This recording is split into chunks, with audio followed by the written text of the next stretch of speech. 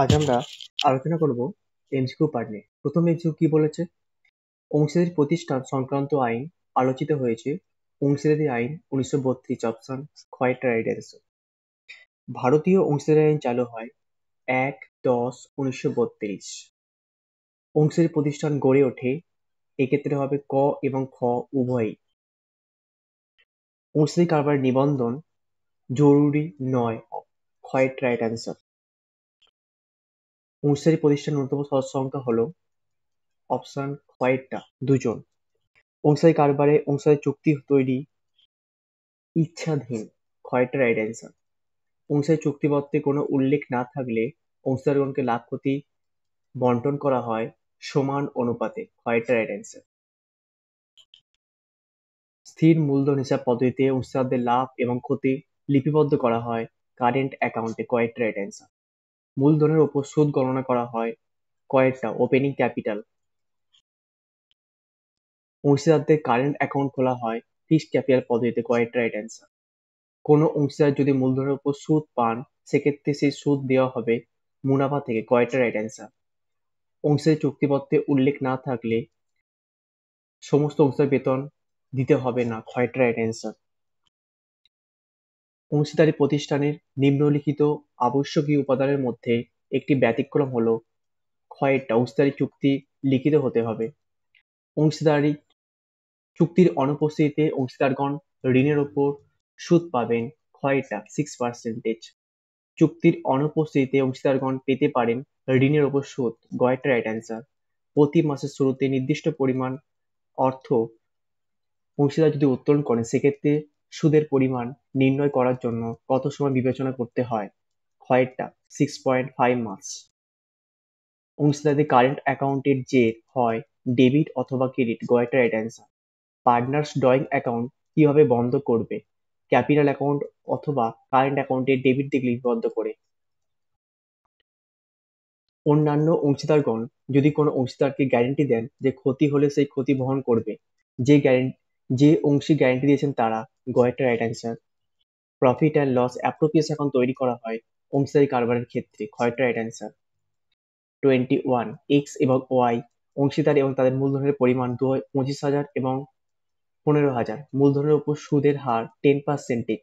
অংশীদারি প্রতিষ্ঠান লাভের পরিমাণ 2,400 হয়, তাহলে দুজন অংশীদার সুদের পরিমাণ হবে, দেখো 2,400 লাভ বলেছে, তাহলে যদি 25,000 10% মারি তাহলে আসে 2,500, আর এদিকে আসে 1,500, তাহলে দেওয়া সম্ভবপর নয়। তাহলে আমাদের এই ক্ষেত্রে করতে হবে কি, বা কি করণীয় কাজ, এটা আমাকে একটু দেখতে হবে। ঠিক আছে, তার জন্য কি করতে হবে, প্রথমত যখন এই ক্ষেত্রে পজিশন থাকবে তখন তোমার ক্যাপিটাল রেশিও বার করতে হবে। ঠিক আছে, ক্যাপিটাল রেশিও কত কত বেরোচ্ছে, 25,000 ছিল, 25,000 কি করে বেরোচ্ছে বুঝতে পেরেছো আশা করি।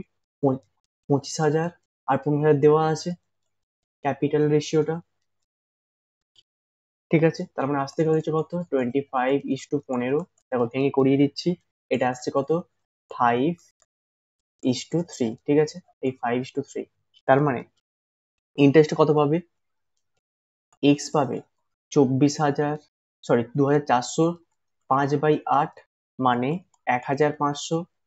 ওয়াই পাবে 2,400 ইন্টু 3/8 মানে 900। তার উত্তর হবে খয়েরটা রাইট অ্যান্সার। ঠিক আছে, আশা করি এটা বুঝতে পেরেছো। 2,500 এবং 1,500 কিন্তু কখনোই, এটা কিন্তু কখনো ভুল করে করবে না, খয়েরটা হবে রাইট অ্যান্সার।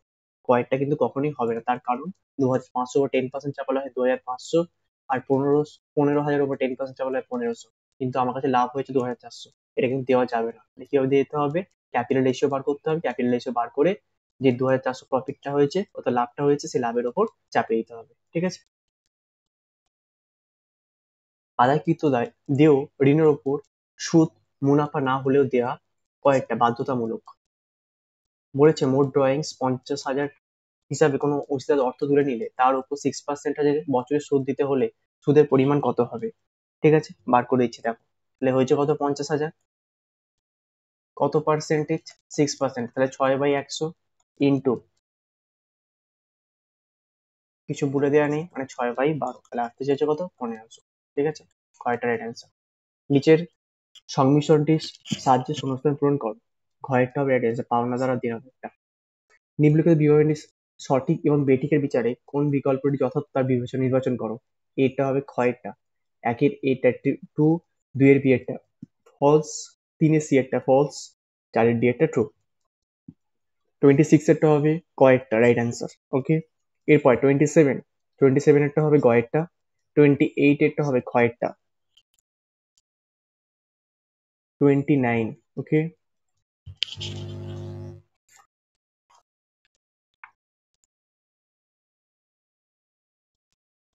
29 এরটায় হালকা কনফিউশন আছে, তবে 29 এর কনফিউশন আছে অর্থাৎ কি অ্যান্সার গুলো একটু কনফিউশন দিয়েছে ওরা, ঠিক আছে। তবু যদি সেই তুলনামূলক ভাবে যাই, আহ বলতে পারি কয়েকটা রাইট আনসার হতে পারে, তবে কিন্তু অ্যান্সার গুলো কয়েকটা ভুল দেওয়া আছে, ঠিক আছে।